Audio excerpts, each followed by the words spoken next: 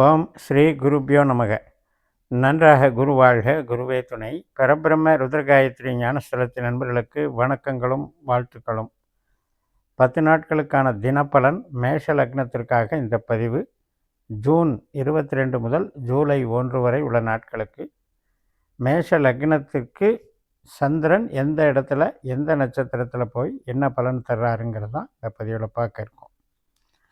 நாம் தினப்பலன் சொல்லுவதற்கான ஒரு காரணம் என்ன அப்படின்னா, அன்றைய நட்சத்திரத்தை நீங்கள் தெரிந்து கொண்டால் அந்த நட்சத்திர ஈடுபாடு நம்ம ஜாதகத்தில் எதில் இருக்குது, அது பொருள் தர்ற வேலைக்கு சப்போர்ட்டான நட்சத்திரமா, அல்லது உறவுகளுக்கு மகிழ்ச்சி தர்ற நட்சத்திரமா, தெய்வ பக்திக்கு அனுகூலமான நட்சத்திரமா, அல்லது இடர்பாடு கொடுக்கக்கூடிய நட்சத்திரமா, இதையெல்லாம் நம்ம ஜாதகத்தில் அனுசரிச்சிட்டோம்னா இந்த டெய்லி நட்சத்திரம் சொல்லும்போது உங்களுக்கு அது ஈஸியாக இன்றைக்கி இந்த நட்சத்திரம் நம்ம இந்த காரியத்துக்கு தான் சூட்டபிள் அப்படிங்கிற ஒரு உணர்வு வரும்.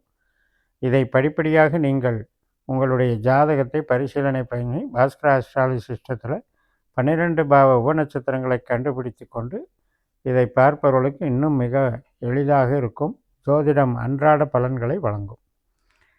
இப்போ இந்த முதல் நாள் ஞாயிற்றுக்கிழமை ஜூன் 22 பரணி நட்சத்திரம் நம்ம லக்னத்திலேயே இருக்கிற நட்சத்திரம் தான்.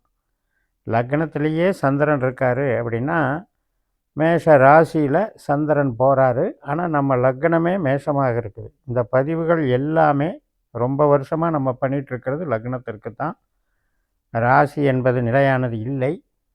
அதனால் நீங்கள் ஏன் இதில் தம்ப்நெயிலில் மென்ஷன் பண்ண மாட்டேங்கிறீங்க ராசியா லக்னமா அப்படின்ட்டு கேட்குறாங்க.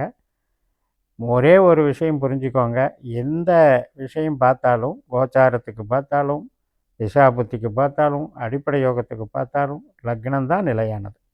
அதனால் ராசி நகரக்கூடியது. அதனால் அதை நம்ம போட வேண்டிய அவசியம் இல்லை.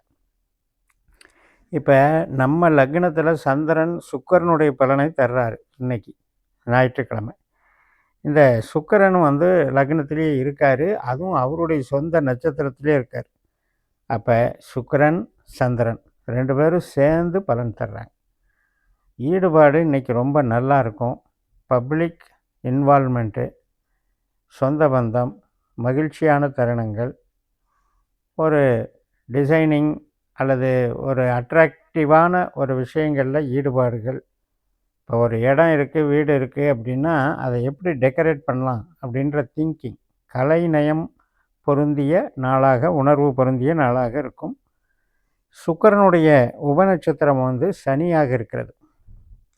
அதனால் இப்போ சனி நமக்கு 12ஆம் இடத்துல இருக்கிறதுனால அதிகமாக நம்ம எடுக்கக்கூடிய முயற்சிகள்னால நமக்கு கொஞ்சம் செலவுகள் இருக்கும். அதில் கொஞ்சம் டயர்ட்னஸ் இருக்கும். 12ஆம் இடம் என்பது சிறு பிரயாணத்தையும் குறிக்கும், செலவுகளையும் குறிக்கும். மறுநாள் திங்கட்கிழமை ஜூன் 23 நமக்கு கிருத்திகை நட்சத்திரம். முதல் நாள் இரவே அதாவது மாலையே 5:38 ஆரம்பிச்சிருது. இந்த கிருத்திகை நட்சத்திரம் மதியம் 3:16 வரைக்கும் இருக்குது திங்கட்கிழமை. அப்போ ரிஷப ராசியில் சந்திரன் தனஸ்தானத்தில் இருக்கார். சூரியனாக செயல்படுகிறாரு. சூரியன் நமக்கு 3ஆம் இடத்துல ராகுனுடைய நட்சத்திரத்தில் இருக்கிறதுனால இன்றைக்கி நமக்கு மனம் சார்ந்த ஈடுபாடுகள், நம்முடைய அறிவு சார்ந்த ஈடுபாடுகள், அதனால் கிடைக்கக்கூடிய மகிழ்ச்சியும் வெற்றியும் சிறப்பாக இருக்கக்கூடிய நாள். உறவுகளுக்கு மிகப்பெரிய நன்மைகளை தரக்கூடிய நாள். இந்த மதியம் 3:16க்கு மேலே ரோகிணி நட்சத்திரம் ஸ்டார்ட் ஆகுது. சந்திரனுடைய நட்சத்திரம். வீட்டு வேலைகள் சம்மந்தப்பட்டது, ஆல்ட்ரேஷன் ஒர்க்கு, வீட்டுக்கு தேவையான பொருள் வாங்கிறது. இப்போ நம்ம தொழிலில் உற்பத்தி சார்ந்த தொழிலில் இருந்தோம்னா அதன் மூலமாக வருவாய். இப்போ வீட்டு வாடகை வசூல் பண்ணுறது, வாகனம், விவசாயம், இது மாதிரி அனைத்து விதமான தொழில்கள், உணவு தொழில்கள் எல்லாத்துலேயுமே இன்றைக்கி கொஞ்சம் பண வரவை எதிர்பார்க்கக்கூடிய நாளாக இருக்கும். மறுநாள் ஜூன் 24 செவ்வாய்க்கிழமை நண்பகல் 12:53 வரைக்கும் இந்த ரோகிணி நட்சத்திரம் இருக்குது. அதுக்கு அடுத்து தான் மிருகசிரீஷ நட்சத்திரம் தொடங்குகிறது. 2 பாதம் ரிஷபராசி, 2 பாதம் மிதுன ராசியில் இருக்குது. இந்த நட்சத்திரம் என்பது செவ்வாயினுடைய நட்சத்திரம். இந்த செவ்வாய் வந்து நமக்கு சிம்ம ராசியில் 5ஆம் இடத்துல கேதுனுடைய நட்சத்திரத்திலையும் சனியினுடைய உபநட்சத்திரத்திலையும் இருக்குது. குழந்தைகள் சம்மந்தப்பட்ட நிகழ்வுகள், அது மூலமாக சில செலவுகள், சுப செலவுகள் அப்படிங்கிற மாதிரி இன்றைக்கி போகும். ஆராய்ச்சி படிப்பு படிக்கிறவர்களுக்கு ஒரு முக்கியமான நாளாக கருதப்படும். ஜூன் 25 புதன்கிழமை காலையில் 10:40 வரைக்கும் இந்த மிருகசுரீஷம் இருக்கிறது. செவ்வாயை போல் பலன் தரக்கூடியது. அதுக்கப்புறம் திருவாதிரை நட்சத்திரம், ராகுனுடைய நட்சத்திரம். ராகு நமக்கு லாபஸ்தானத்தில் குருவாக செயல்படுகிறார். குருவுடைய நட்சத்திரத்திலையும் சுக்கிரனுடைய உபநட்சத்திரத்திலையும் இருக்கிறதுனால இன்றைக்கி நம்ம எதிர்பார்த்த காரியங்கள், எதிர்பார்த்த பணவரவு, எதிர்பார்த்த முதலீடுகள், அதுபோல் பிரயாணங்கள், வேலையில் வந்து ஒரு ஈடுபாடுகள் நல்லாயிருக்கும். ஜூன் 26 வியாழக்கிழமை புனர்பூச நட்சத்திரம் காலையில் 8:46க்கு தொடங்குது. இது வந்து குருவனுடைய நட்சத்திரம்.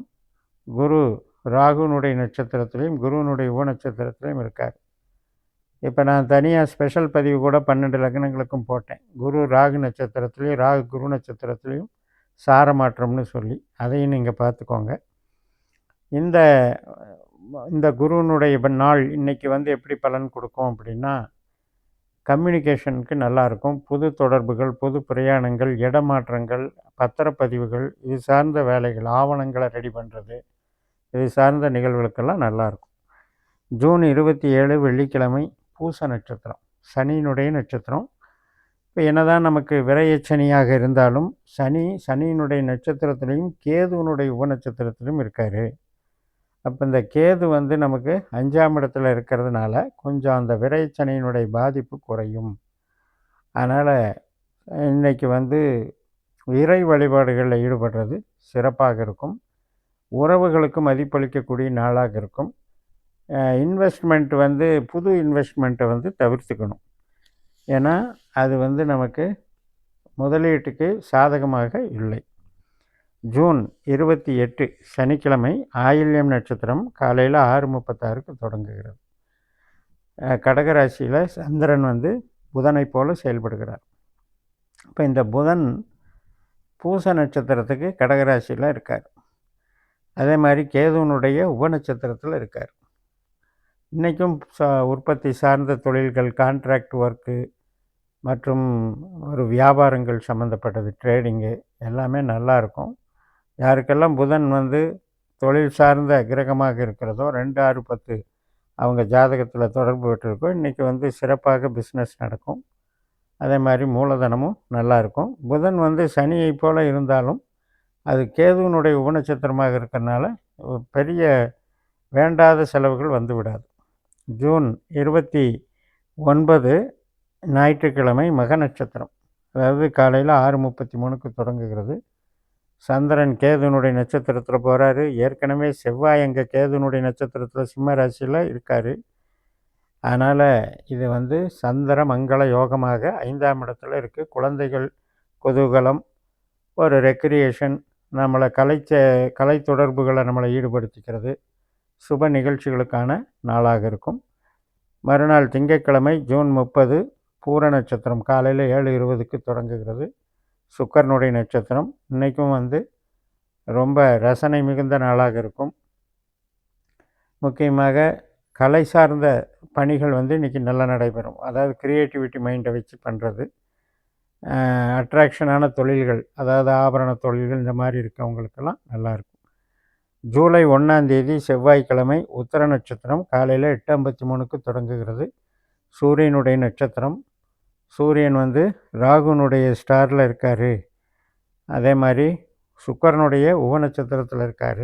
அப்படிங்கும்போது இன்றைக்கி நாம் எதிர்பார்க்கக்கூடிய காரியங்கள், எதிர்பார்க்க நபர்களை சந்திக்கிறது, இது மாதிரியான விஷயங்களெல்லாம் நல்லதாக நடைபெறும்னு சொல்லி நிறைவு செய்கிறேன். இந்த சேனலை சப்ஸ்கிரைப் பண்ணி ஷேர் பண்ணுங்கள். உங்கள் தனிப்பட்ட ஜாதக பலாபலன்களை என்னுடைய வாட்ஸ்அப் நம்பரில் தொடர்பு கொண்டு பலன் பெறுங்கள். உங்களிடமிருந்து விடைபெறுகிறேன். உங்கள் JMS. நன்றி, வணக்கம்.